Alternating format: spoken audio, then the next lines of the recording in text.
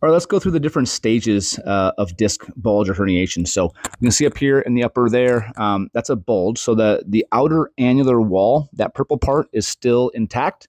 So the inner nuclear material has not escaped. Over here, that becomes more of a herniation. Now you can kind of tell that the outer layer or the annulus has been torn, has been damaged, and that nuclear material is now escaping. Now any of these can cause some nerve root impingement, but you're getting more likely to have nerve root impingement or pressure with herniation. And then as you come down to the bottom here, this is the protrusion. So that protrusion, it's starting to really escape the area, and now it's getting a lot of pressure on that nerve root. And then sequestration, the last one, is quite serious, and that's likely you're going to have more intense like distal pain, so your calf is going to be more painful than your back. Or with the other ones, protrusion and herniation, the back pain is likely to be more intense, and then the calf's a little bit less as it goes down.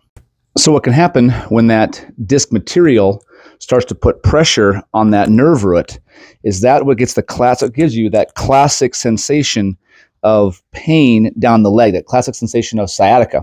So when that disc starts to hit that nerve root and you bend forward and you feel all that pain down there, actually you can get it without even bending, just from standing, from sitting, from rising from sitting. It feels like it's very stuck and you might get pain. It goes all the way down to the calf or into the foot.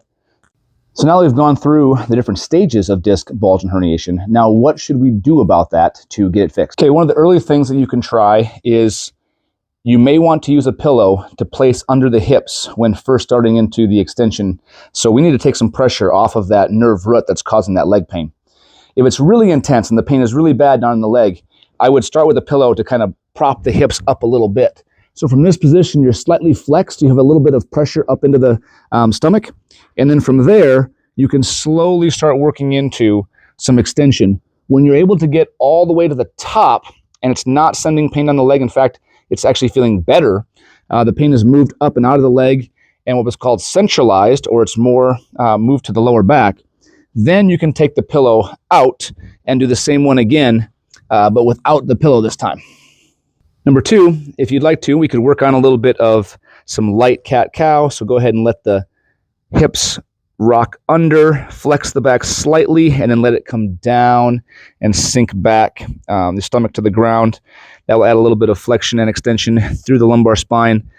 It's a little bit of hip movement. You kind of work through these motions and loosen some things up. Always be monitoring though and paying close attention to what happens with this distal leg pain. If it's making things more intense in the leg and it's staying there, then we can't do that one. As long as it's just in the back and it's no worse when you stop, let's keep working on those right there. Okay, after that, let's do just a little bit of light strengthening. Now, I wouldn't suggest a lot of strengthening early on, especially if you're having like consistent or angry pain in the leg. We first have to move that offending disc tissue. That's not a muscle. You can't strengthen a bad disc. So we have to use those other movements first to reduce that pain and bring it back up the leg. Then we can start adding some strengthening. But let's just say for this scenario, the leg pain is much reduced. Not there. I have a little bit of pain in the lower back. So now I do want to start doing a little bit of strengthening. I'm going to use a bridge. And then from there, if it's more advanced, after you come up, you can kind of kick one leg out at a time and stretch that nerve root just lightly, okay? I would do both sides to kind of floss that nerve root through. Bridge, kick out, holding. Don't let those hips. What's going to happen is you're going to want, when the leg comes up, your hips are going to want to tilt to the side. But you keep it nice and straight, okay? Use those muscles.